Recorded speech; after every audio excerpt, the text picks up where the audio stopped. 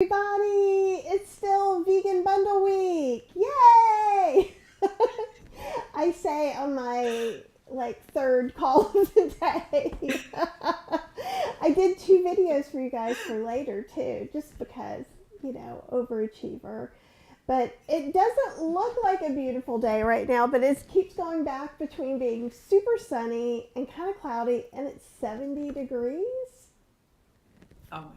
I don't know why, but I sat outside and enjoyed it a lot. So let me know where you are. How's the weather where you guys are doing? Did you see any of the other lives that I've done today or any other days? I think we're up to, I don't know, is it 14? There's going to be 20 some by the time Sunday finishes. So if you're like, what's the vegan bundle? A, where have you been? Have you? You're not on Instagram, Facebook, or YouTube because there's tons of us going live talking about the vegan health and weight loss bundle, which is only for sale until Sunday. If you ask us 2 minutes after the sale ends, you cannot get it. We can't even make it. Me and Dr. Steph, we're just like, what is it? Cogs in the machine. No, but it's $49. There's over $6,000 worth of stuff from doctors, food bloggers, chefs, recipe developers. There's a yoga teacher training. There's Rachel Detroit talking about some of her coaching. She does health coaching and things like that, and personal coaching. So many things. Raw food, cooked food, all the things. So I'm going to let Dr. Steph introduce herself to you guys in case you don't know her already. Aw, thank you, Kathy. I am so excited to be here with everybody and create a really yummy meal for you guys and just talk a little bit about what I contributed to the bundle. But like Kathy said, my name is Dr. Steph Peacock. I am a holistic doctor located in Southern California. My focus is on gut health and specifically working with irritable bowel syndrome and small intestinal bacteria overgrowth patients. I incorporate a lot of plant-based nutrition and just really root cause treatment within my practice. And then something that I'm also very passionate about is environmental toxins. So things that are contaminating our food, our water supply, and a lot of the products that we use that actually can contribute to disrupting our gut microbiome. And it's not something that's talked about a lot. So the contribution that I have within the bundle is a 50-page ebook just discussing the various, the 5 most common environmental toxins that are found within our kitchen and found within our home that we don't even realize could be contaminating our products that can leach these chemicals within our food and to our water and actually disrupt our gut microbiome, even contributing to weight gain. So the recipe that I have for you guys that I'm going to be making today is a delicious recipe. I'm excited because I'm going to have it saved for dinner later. It is a 1-pot tempeh Buddha bowl that I will be putting over some rice, and I'll be serving it with an almond ginger dressing. So That's awesome. Can you give us a little sneak peek into maybe some things that we should be avoiding in the kitchen? Absolutely. Okay. Totally. No, I'm so happy that you asked that. Yes, I'm all about informing everybody. So whether you get the bundle or not, which we should get the bundle just because it's such a great deal with over 120 contributions, only $49. I mean, it's just an absolutely amazing deal. But I love being able to help in this area. So there are 5 different environmental chemicals that are commonly found within the kitchen that we definitely should be aware of, at least to avoid to the best of our ability. So I'll go ahead and talk about all 5, and I'll go into detail for a couple of them. So one of them is BPA. That's also known as bisphenol. So that's bisphenol A. It's just a variant of bisphenol. The second one is phthalates. The third one is heavy metals, and that's just an overarching umbrella really for cadmium, arsenic, and mercury. And actually, when I'm doing the cooking, because some of the products that I have is going to be third-party tested to not contain those heavy metals. The fourth one is going to be pesticides. And then the 5th one is going to be PFAS, which is things that are found in a lot of nonstick materials. So I'll go ahead and talk about bisphenol really quickly. So bisphenol or bisphenol A is a very common it's a very common chemical that's used in a lot of plastics. So BPA was originally used as synthetic estrogen, but was later found to be able to harden plastics, which is why we find it in so many of our plastic items. Now, even if something says it's BPA free, it actually can still contain other forms of bisphenol. Now, there's 30 to 40 different variants of bisphenol. So when they're not using BPA, they're actually using BPF or BPS, which are just as harmful, if not more harmful, than BPA itself. So my biggest thing when it comes to plastics is trying to avoid, to the best of your ability. Plastics pretty much are everywhere, so we can't avoid all of it. But when it's coming into contact with your food and with your water, try drinking out of stainless steel or a glass container, storing food in glass container if possible. Things like that are going to really help in avoiding your overall exposure to BPA.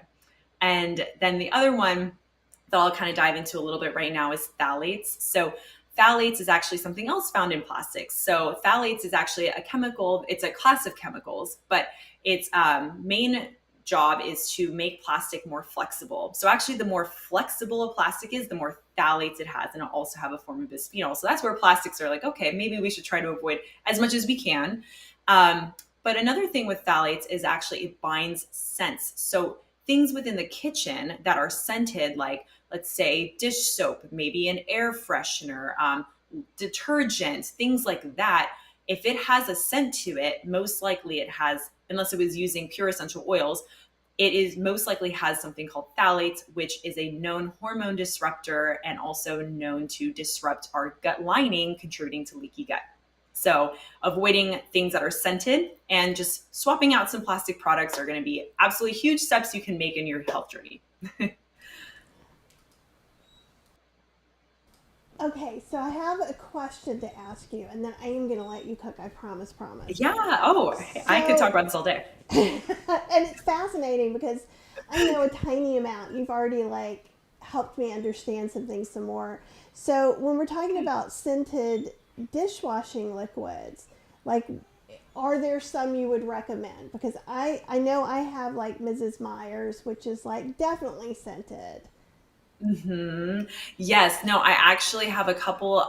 So I can't remember all of them off the top of my head. One is Eco Me, another is Pure All Naturals. Those are two fantastic ones. On my website, I actually have a whole shop there, and I'm actually not affiliated with most of them. I just put them on there as a resource for people. So because I can't remember all the products, so just so people can go and take a look at what it is that I've vetted myself, and colleagues of mine have also vetted, looked at the ingredients, and they're all good to go. So yes, that's a great question. But yeah, Mrs. Meyer's, if I was to give that a rating, I would actually say Mrs. Meyer's on a scale of an A to an F, I would say it gets a C. Like, so some of the ingredients are okay, but some are not so great. So definitely room for improvement with that. But if you're using it and it's all you have, like that's okay too. Mm-hmm. So it's again, making the swaps where and when you can. Okay, no, and that's perfect. And I love the way you're kind of like giving a rating and kind of saying where we are, because I think sometimes with eating and everything, it's kind of like where you're starting from, where you're going.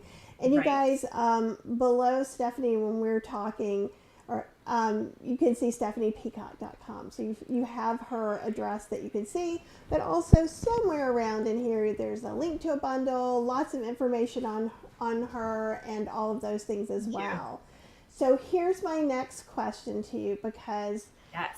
I do use some canned tomatoes and canned beans. I like to keep them in the pantry for fast meals that would, it's not the only thing I use, but I use them fairly regularly. Maybe not quite as regularly as other people. I do like to make a batch of beans, freeze them in can sized portions so that I can Hmm. pull it out and put it in a recipe really easy. And I am also using like silicone bags like Zip Top and Stasher. So I'd be curious if you have a yay or nay on those too.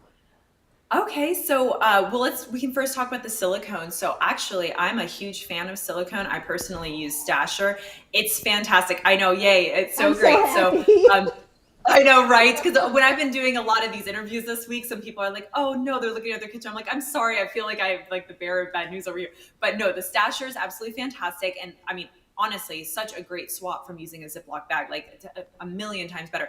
The only thing I'll say when it comes to silicone is actually you don't want to put any hot food into it. So when silicone is safe at room temperature or cold temperatures. When it's heated above a certain degree, I can't remember the exact degree that it is, that's when it can actually leach certain chemicals within the food. So if you're using it, like you said, just to store some food, that's absolutely fantastic. That's what I use it for. I use it for if I'm going out and I'm packing a little sandwich or something like that. But my biggest tip for that is, let's say you're batch cooking, like you're using your Instant Pot to make a bunch of beans or something. Don't just quickly open up the top. It's steaming hot and just put the beans into there and then try to store it from there. Just let the beans cool or whatever it is cool that you're cooking, and then place it into the silicone bag.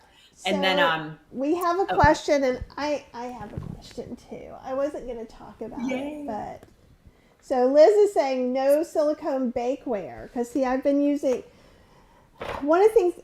these for two things. One is definitely Dr. Steph approved, which is I'll make a batch of soup and then I will put it in here after it cools and put it in the freezer to have a really easy meal. Oh, great. But I've also been using them to make muffins because you don't need any oil and they actually come out without anything else. So is that a thumbs down?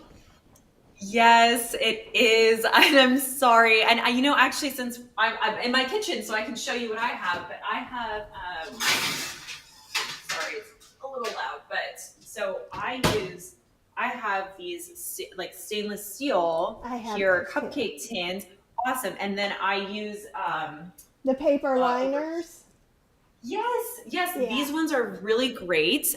These are perfect. They're non-bleached, which is what you're looking for. So same thing with parchment paper, right?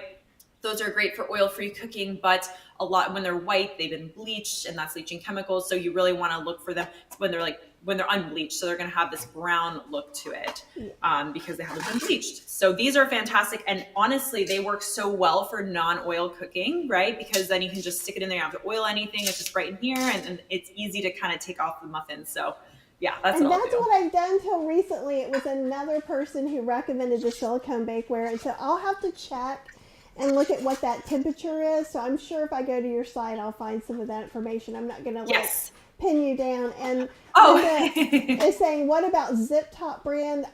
To my knowledge, Zip Tops are made of the same kind of material that stasher bags are made of.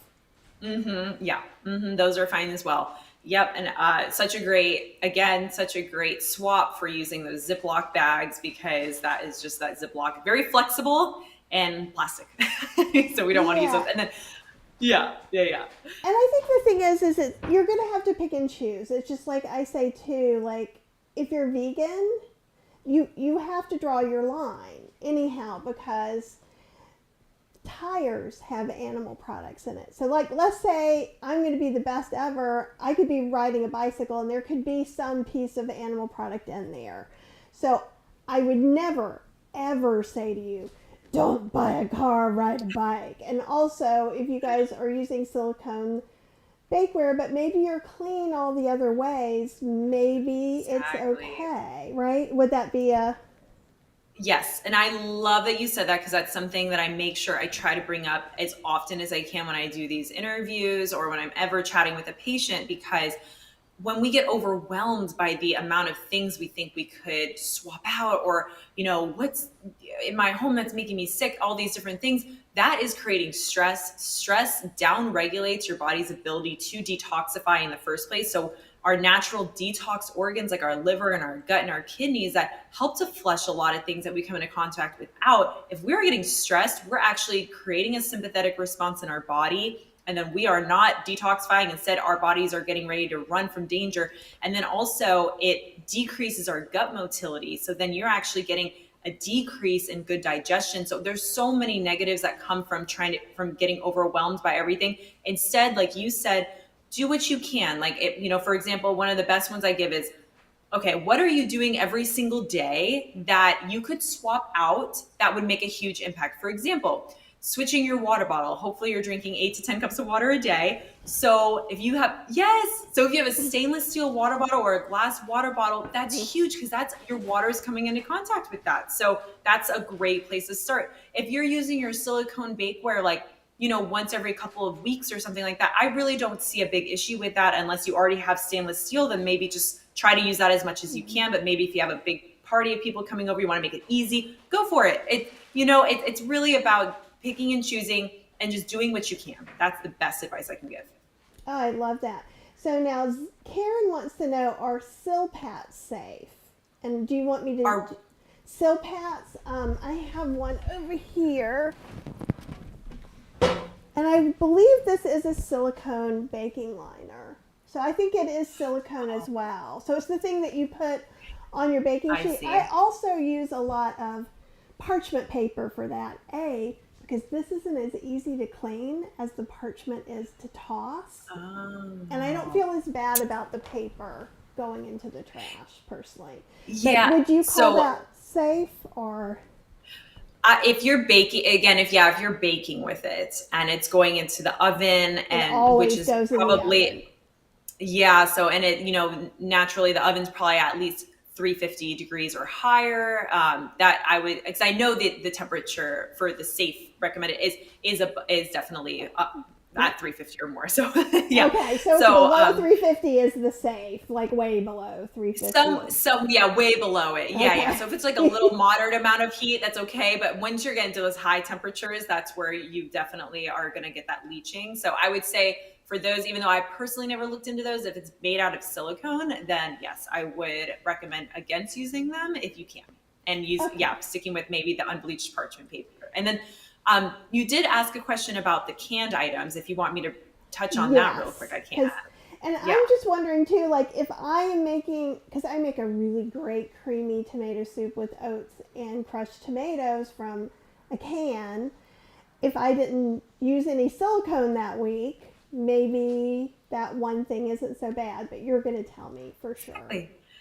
Yeah. So you're saying if you made a batch, right, and you didn't use a silicone, then it's probably good to go? Is that what you're asking? Yeah. I was saying, like, if I used a can of beans or a can of tomatoes that week and didn't use silicone. I see. So I'm just wondering, I'm making this too complicated.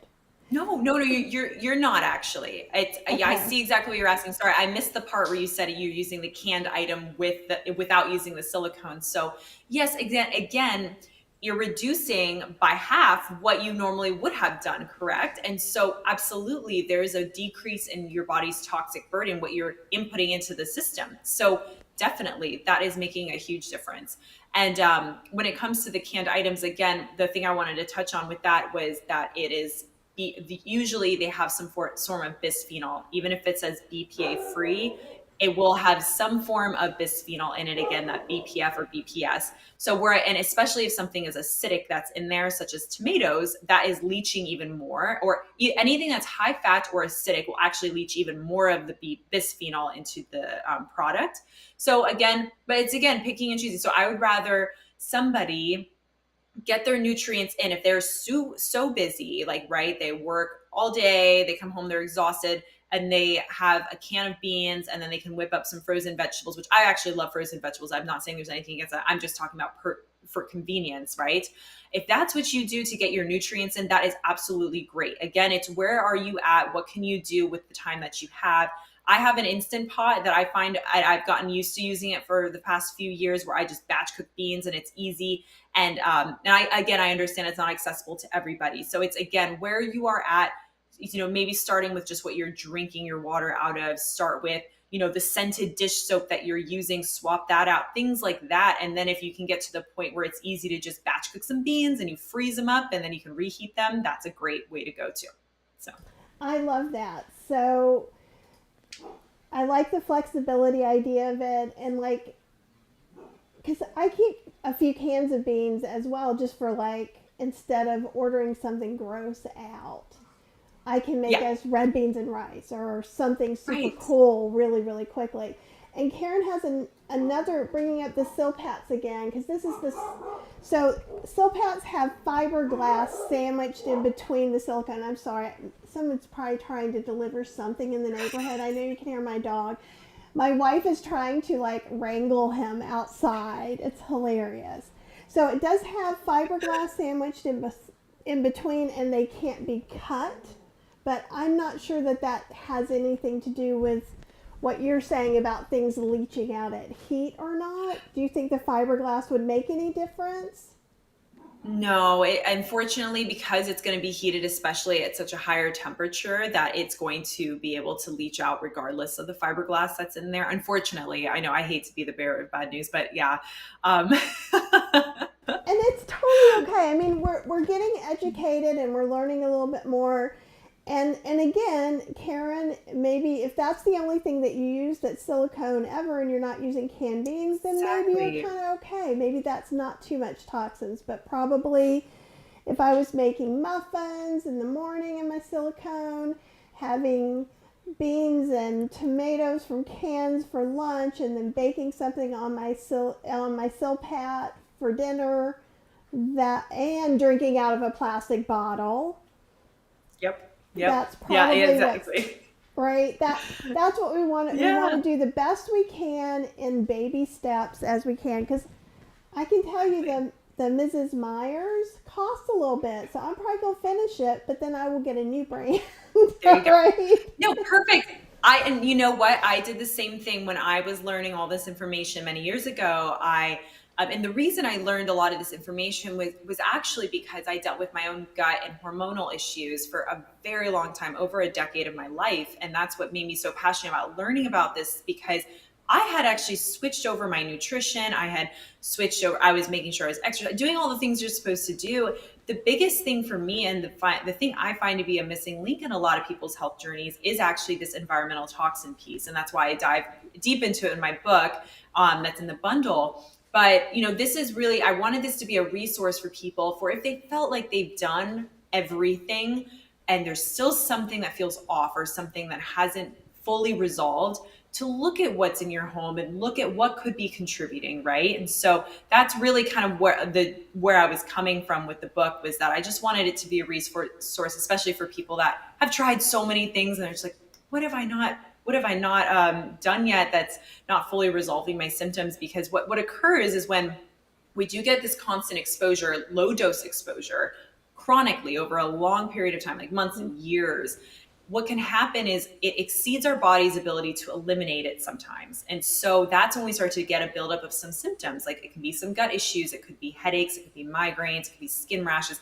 things like that. Things that you're just like, what? I eat well, I move, I sleep well. Like, what am I doing wrong?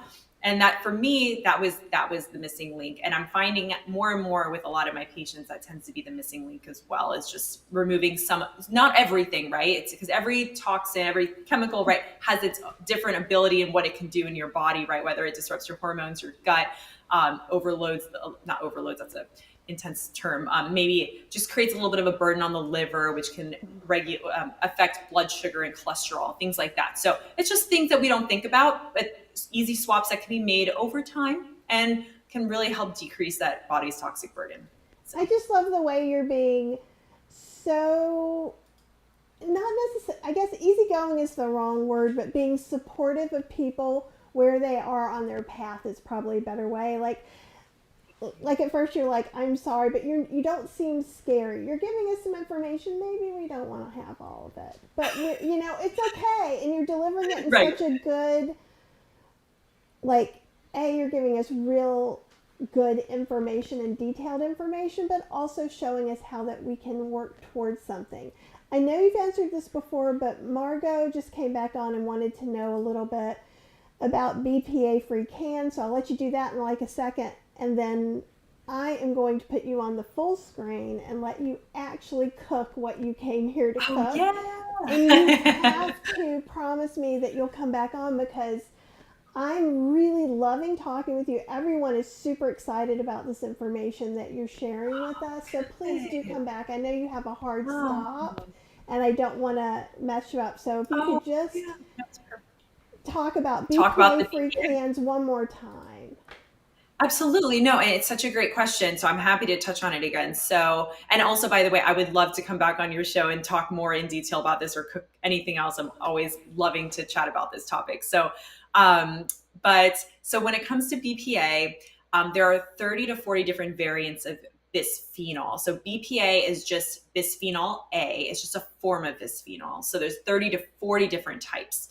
Now, when something says BPA free, it most often contains a different form of bisphenol. Usually the more hot ones they're using right now are BPF and BPS, which the research is showing it's just as harmful, if not more harmful, than BPA itself.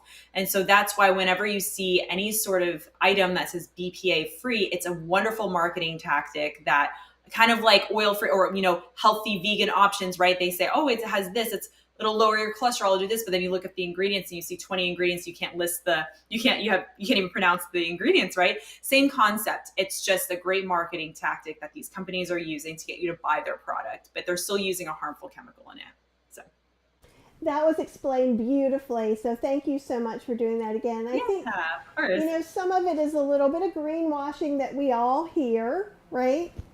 And it's very easy to get misinformation. And I go back to, like, I was at a blogger conference, so there was the Beef Council talking. And so I just nearly had a fit, but I didn't say anything because it wasn't worth the fight. But they were like, plant-based doesn't mean not eating meat. It means putting more plants on your plate. And I'm like, Oh, perfect. you're about 10 years too late to claim this term. And now there's mass confusion in the general population about what plant-based means. A lot of times they're like, oh, I thought that was plant-forward. No, plant-forward is plant-forward. Plant-based is based in plants, right? And so I'm sure you feel that way because, when you see BPA free everywhere, you think that these things are safe.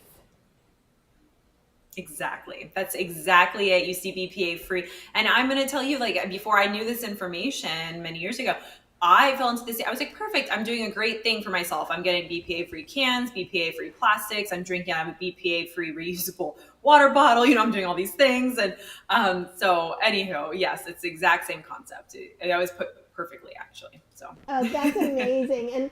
And I'm not sure if you can see, if you click the little thing that looks like a cartoon bubble, you'll see some of the comments. Lots of people are saying things. I'm putting comments up, but I'm not reading them because I want you to talk. It's like, thank you for all the great information, just wow information.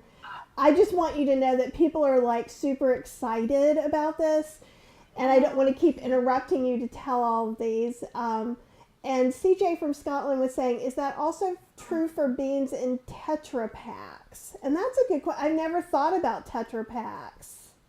So that's the thing. Those are really dependent on the manufacturing companies. So sometimes they can be lined with some sort of form of bisphenol. And there have been a couple companies. I cannot remember the name of them right now, and I should put it on my website. So this is a good reminder to do that, just to list the two brands that I know of that are really good that do not have that bisphenol lining in them because they've been third-party tested for it. So, but that's a great question. Great question. Great And question. I'm noticing, I'm seeing some things in glass jars, and I know that what happens though, then they put in these nice, beautiful glass jars, and then they're 3 times more expensive, and then all of a sudden a cheap can of beans for dinner is the same price as going out.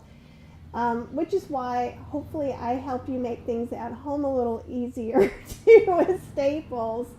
But yeah, Tetra Packs is very interesting, and there's so much technology involved with food that we don't think about.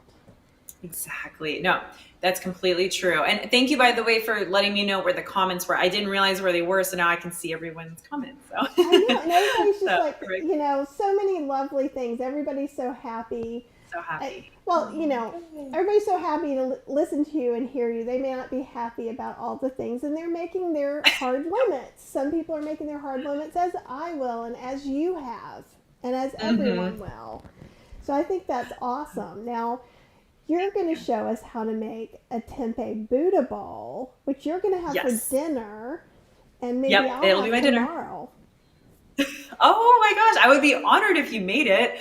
I'll have to send you the exact recipe. And the exact recipe is in the bundle book too, which is fun. But yes, I'm going to show you guys how to make my one pot tempeh Buddha bowl with a almond ginger dressing. It is just full of like all the healthy nutrients and things that our bodies need. And I'm going to actually explain why I choose the ingredients as well for the specific Buddha bowl. So I know that my cooking's over here, so I'm going to bring things up to show you, and then I'll put it in the pot. So That works okay, great. so what was that? Oh, I that's good. said that works Perfect. great.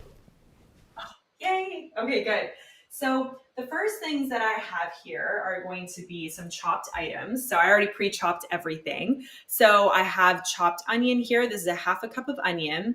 And then this is a white onion. And then I also have I love tons of veggies in my bowls. So this is broccoli and then Brussels sprouts. And so the reason I love both of these are because these are your alliums. These are antiviral, antifungal, absolutely fantastic for you. I always tell my patients, if you can get in a fourth of a cup of onions a day or just maybe 2 garlic cloves, that goes a long way in your health. So definitely try to get those in daily if possible. And then the other one is going to be your greens. So at least with every meal, I try to get in 2 to 3 different types of non-starchy veggies a day. Your cruciferous are so good for you. I'll explain how they are in a minute, but I'm just going to go ahead and stick these into my cast iron pot here. So I just put it in there. And then what I do is, because I also don't cook with oil, so I just have a thing of some water that I always have handy. And I'm just going to sprinkle just a little bit over the bowl here.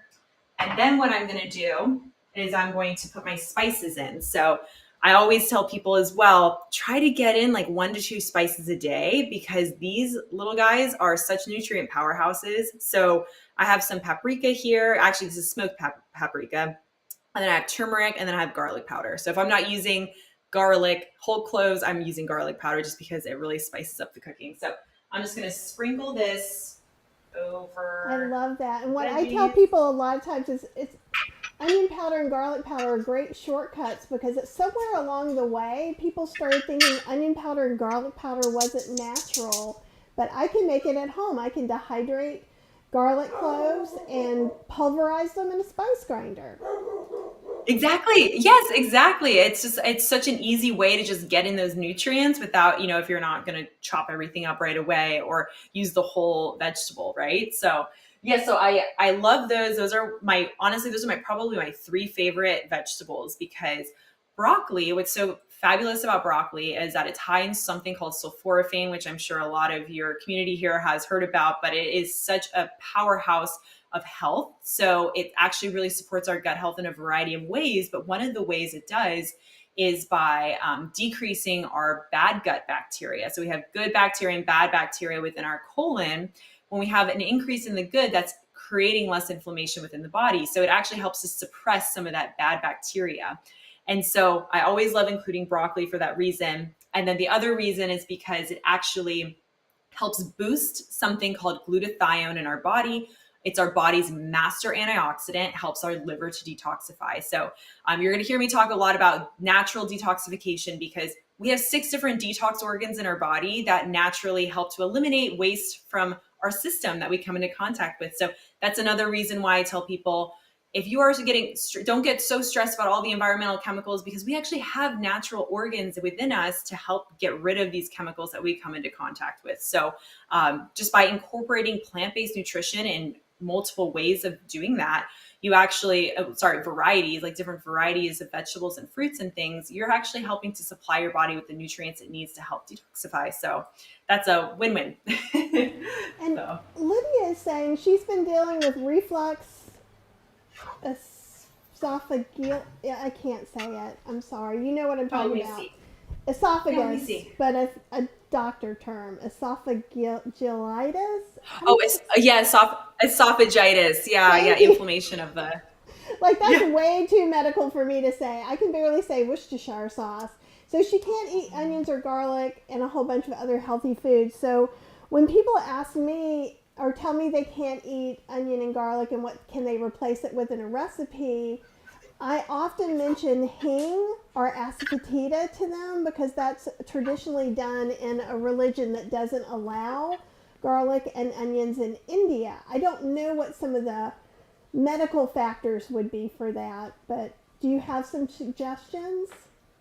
Yes, I know there's another word for it, but it's called garlic scapies. Is that what that is that you're talking about? Because Oh, it's garlic scapes. The scapes. green. Sorry. Oh, no, no, no. Hey, you just I way outdid you on the pronunciation mistake. Oh, No, right. It's not visual. Yes. it's actually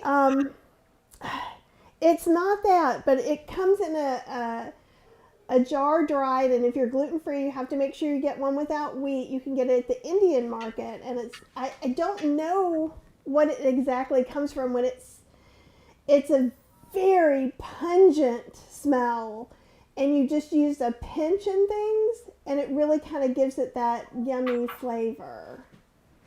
Oh, So okay. That's amazing. we'll Yeah. talk So, more about okay. that later because I'll see what I can find out about it, and then Yeah. maybe if you know it by a different name, maybe then I'll have some more information on it. Yes, and I can actually, if you'd like, I could send you the link for what I'll recommend my patients that I need to that can't handle garlic and onion very well because well typically I see that she says she has reflux esophagitis. So typically when it comes to reflux or having any sort of issue when it comes with that is there's something underlying that's most likely occurring, and with a lot of my patients I'm finding it might be some sort of bacteria, and this is not medical advice, it's just sometimes there could potentially be some sort of fungus or bacteria overgrowth or maybe even low stomach acid, certain things like that. So it's really also just kind of about getting to the root of what's causing those symptoms. And yes, avoiding things that are obviously causing a worse issue that's going to be making your symptoms worse. We don't want to do that. And that's where I'll recommend the garlic scapes. I just never pronounce it right, apparently. So Well, that's how I know it. I could be wrong. And Apple, who I adore, who always comes to the lives, they're so nice. And I don't know if I'm saying asafoetida exactly right, but I apologize. Or Hing, you can see it now written up on the screen, is the dried latex gum ex, ex, exuded oh, from the rhizome or taproots of several species of perennial herbs. So do you know what? That sounds a lot like like garlic scapes. exactly. I don't think So it's a it one to yeah. one, but Tomato, tomato. We were talking about it's the exact same thing. That's hilarious. that's so cool. Oh, I love that. Well, I want to just say real quick that while we were chatting, I put the cut up tempeh into the bowl with the vegetables and the sauces. I'm sorry, and the spices. So I love using Light Life tempeh. I think they're fantastic. And really, the only ingredients are just some cultured soybeans, water, and some brown rice, and it's all organic. So I really love this brand. And all I did was I just chopped it up, cubed it up, made probably about like 20 little pieces, and I just stuck it in there. And now what I'm going to do is I'm going to, and I put a little bit more water in just to kind of keep things nice and fresh. And then I'm going to top it with 4 tablespoons of coconut aminos. So I really love this brand by Coconut Secret. They're really fantastic. And this is what I personally like to use, but you can use a soy sauce. You can use whatever you like, but this is just what I like to use. So I'm just going to top it real quick with the coconut aminos. I haven't used it yet, but I got a coconut aminos that has barbecue flavor. And I've used one, I found another one somewhere that has wasabi. So I'm going to be using that like on my sushi. Oh my gosh. Did you get the one with the barbecue from Trader Joe's? Because I think I I think I saw got it. that there once. Oh, that's a good question. After this week, I don't know Yeah. where I was ever. And do you ever steam your tempeh before, or do you feel like it gets steamed in there right now with the water that you're sauteing the other things with?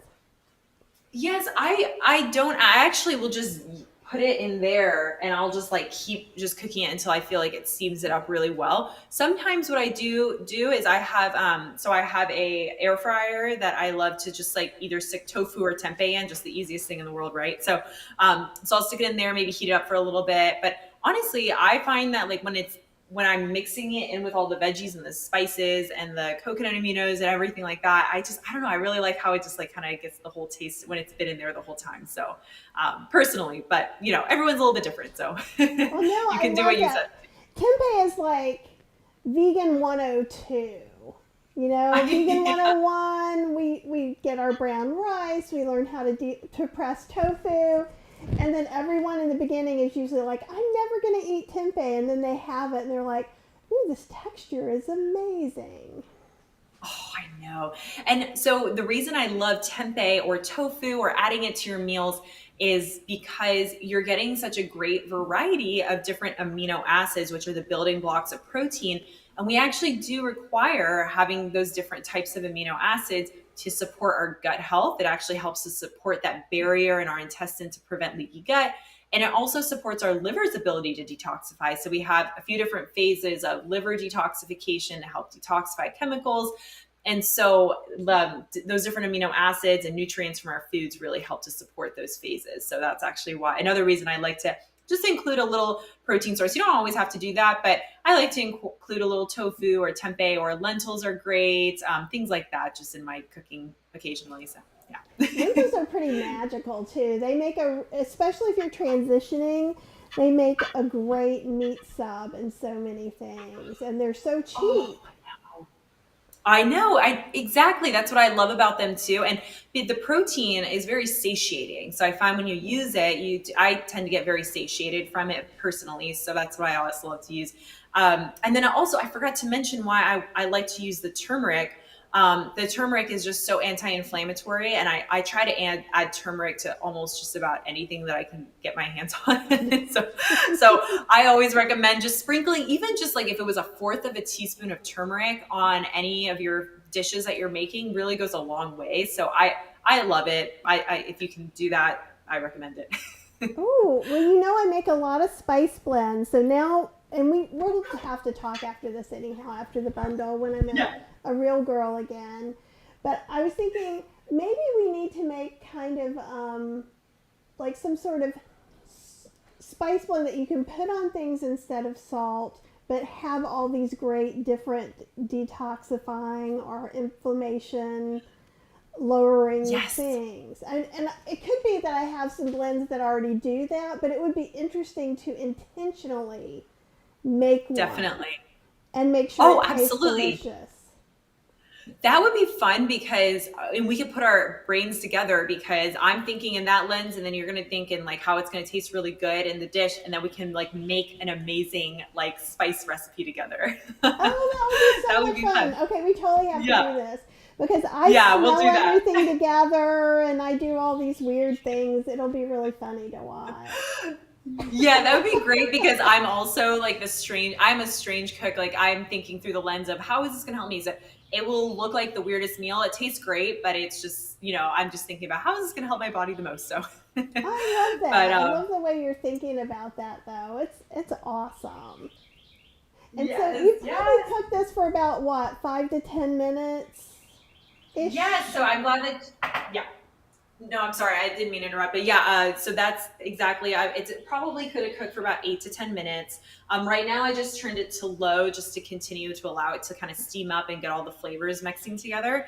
Now, what I'm going to do is I'm going to make the dressing. So the dressing is one of my favorites because whenever I'm talking with my patients or anyone on Instagram or that ask me questions on how to build a plate, I always say try to include those non-starchy veggies, include a starch if you can, a fat source, because that's so great for our hormones and also for a satiety factor. But you don't need too much fat, just a little bit, maybe, and you don't even have to include it if you try to eat very low fat, but just some seeds, maybe an avocado, things like that. So the dressing is got some almond butter in it, and so that's where the fat source comes from there.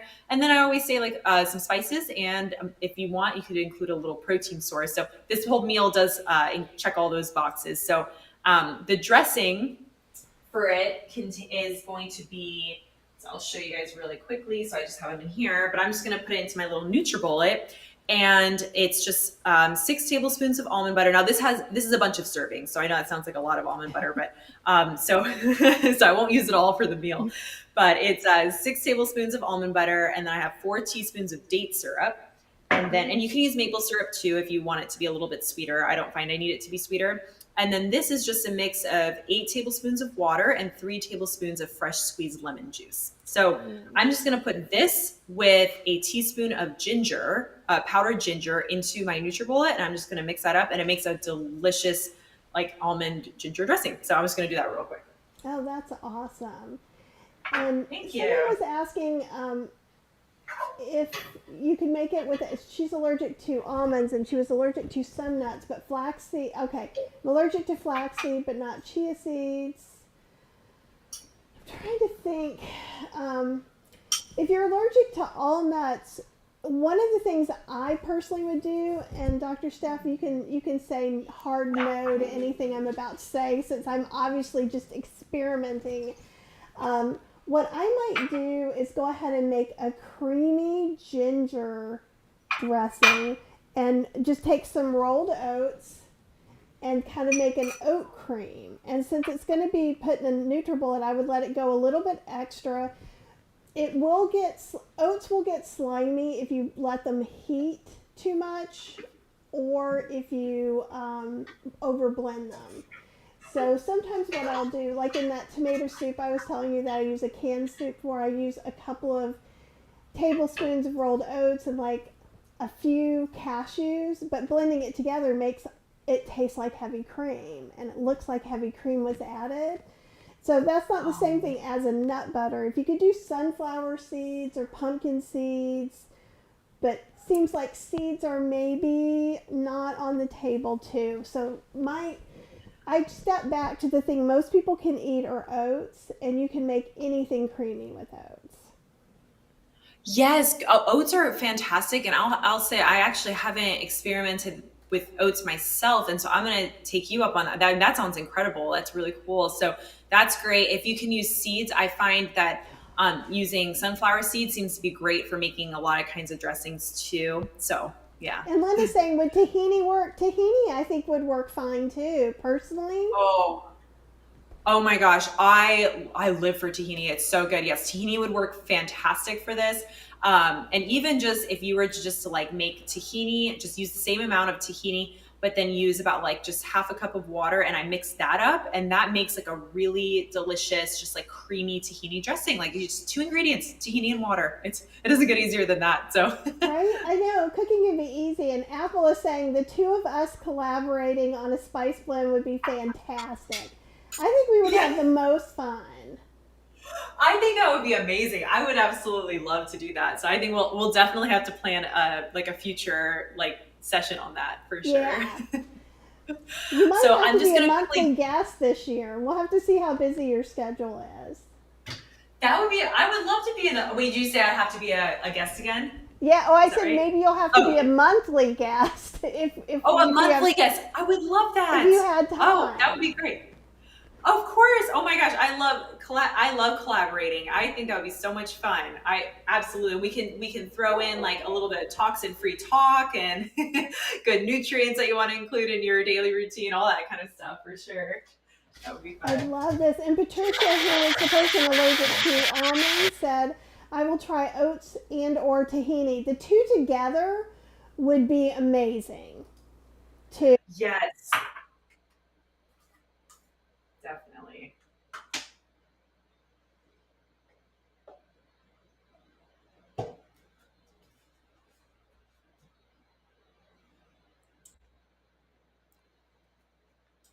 Oh, I'm so sorry. I unmuted you and then I muted me.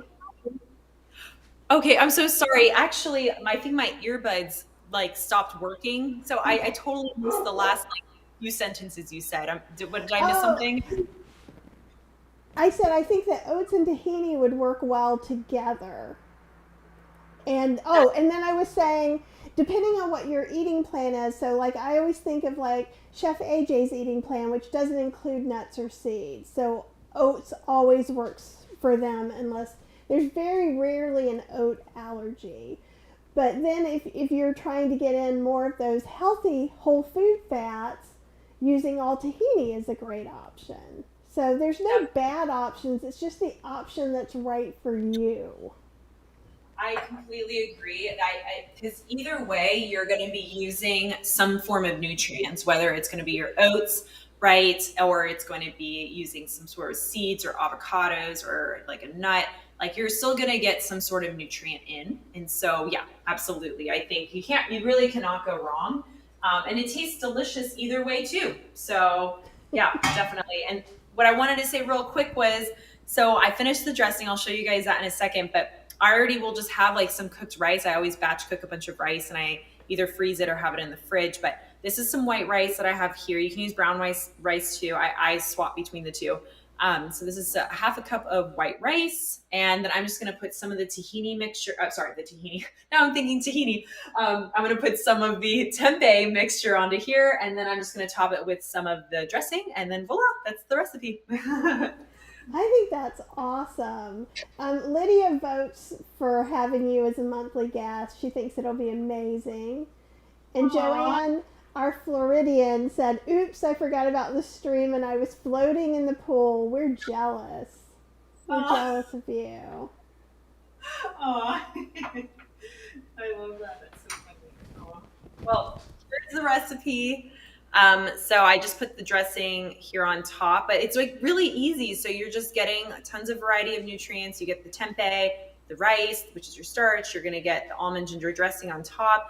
So easy, and you can make so much of this, and it makes a ton of servings, and it's a great recipe to also make for when a bunch of people are over, like when my in-laws are over and there's like a few of us here. I'll just make this because it's so easy and I just don't have to do too much prepping. I love it. I love the idea of making a whole bunch of heads. So maybe you could get broccoli and Brussels sprouts if you're at Costco and just do a big thing. And I freeze things in, I use the glass containers for freezing, mostly because when the plastic ones fall out of the freezer and break, Cheryl yells at me. So my wife is like, "No, get the glass ones." So that's awesome. But I'll put rice. I'll make a big batch of rice. And so the way some people meal prep, because I can't eat the same, well, I can, but if I plan it, I can't eat the same thing every day. But I could make 6 of those, put them in the freezer, and then it's basically making your own frozen meals for pennies. Yes, I completely agree. That's how I am too. I don't meal prep, but I just batch cook a few of my grains and a few of my like legumes and things like that. So they're just ready to go for a meal like this. Because if you actually see the meals that I eat every day, it almost looks like I meal prepped it because I do eat very similarly, but it's because I'm such a simple cook. So I just like to I'll put together like maybe beans and rice, and then I'll make a different dressing, right? But maybe use the same vegetables. And so it changes the profile, the flavor profile of what you're eating, right? Like dramatically when you just swap out a couple of different things. So yeah, I'm the same exact way. I love it. And I know that you need to get going because you have a 5 o'clock. You are a busy lady. So we appreciate you spending some time with us. And I can't wait to read all your stuff in the bundle now. So, like, I have to say, I have the bundle, obviously, but I haven't gone through all the things because I'm live constantly. And so I'm watching romantic comedies and reading fantasy books when I'm not on this week. You're trying to down regulate like everything that's been going on. Yeah. Exactly. Like, go, ooh, pretty. No. Get out of work mode and I'm just gonna watch some TV or just something easy right now. Yeah. So, but I 2 more things I wanted to say real quickly because I have to go. But I did want to say something you can do after you cook your broccoli. I'm sure a lot of your followers already know this, but I always like to say it. If you top it with a little bit of mustard seed powder, that actually brings back the sulforaphane that had been then. Yeah, it's amazing. It just needs half a teaspoon. Yeah, so you just need half a teaspoon of mustard powder. Top it because you actually will destroy a lot of the sulforaphane, that's the beneficial compound in broccoli, after you cook it. So if you just top it with a little mustard seed powder, you're good to go, or even when you're cooking. And then the last thing I wanted to say was for when we talked about heavy metals before as one of the common contaminants found in our items, rice is a heavy, arsenic is highly found in a lot of rice brands. This brand here, you can find it almost anywhere. It's called Lundberg Farms. They third-party test, and they don't have any arsenic in their rice. So this is absolutely fantastic rice brand. They have all organic, all kinds of rice you could imagine, from like wild rice, the black rice, the forbidden rice, the red, I don't know what the actual names are, the red rice, the white rice. They have it all. So red rice is red rice, and there's pink rice too. So oh, yeah, but going back to the mustard, what's very interesting is sometimes especially if somebody doesn't like broccoli, I like broccoli. You can make a nice vegan cheese sauce, and mustard powder is a perfect ingredient.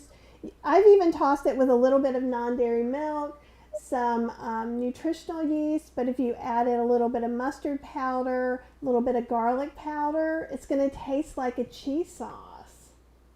wow. Oh my gosh. I never would have guessed that. That's amazing. See, so mustard powder has like, it's so versatile. Who would have guessed that you could use it for all these different things? That's amazing. I love it, and I do a lot of Indian cooking too. So I love mustard, whole mustard seeds and different things. They're so like yummy. So much flavor. Yeah, mustard just has so much flavor. So but thank you, Kathy, for having me, and thank you everybody for, listening and, sticking around and everything. And I hope I didn't overwhelm you guys too much, but at the same time, just remember to not get overwhelmed, because, the little swaps you make amount to huge changes. You don't need to change your entire house overnight. Swapping a few things here and there over the course of a few months really adds up. So thank you for having me on the show today. This was so much fun. It was a pleasure. And we will talk soon, and we will make a plan, because we have to do this together again soon. I think everyone's going to enjoy it. You have an amazing centered rest of your bundle week. Oh, yes, you too. Yeah, thank you. I can't believe it ends soon. I'm excited and sad it'll end, because I love all the collaborations. But, at the same time, it's a lot of work promoting this beautiful bundle. So 20 lives in 10 days is a lot. It's a lot. It is. So, but have a wonderful day, and I'm only just a lot jealous of your dinner, but I will just have to be good and make something myself. So have a great rest of your night, and I'll see you soon. Thank you so much. You too. Bye.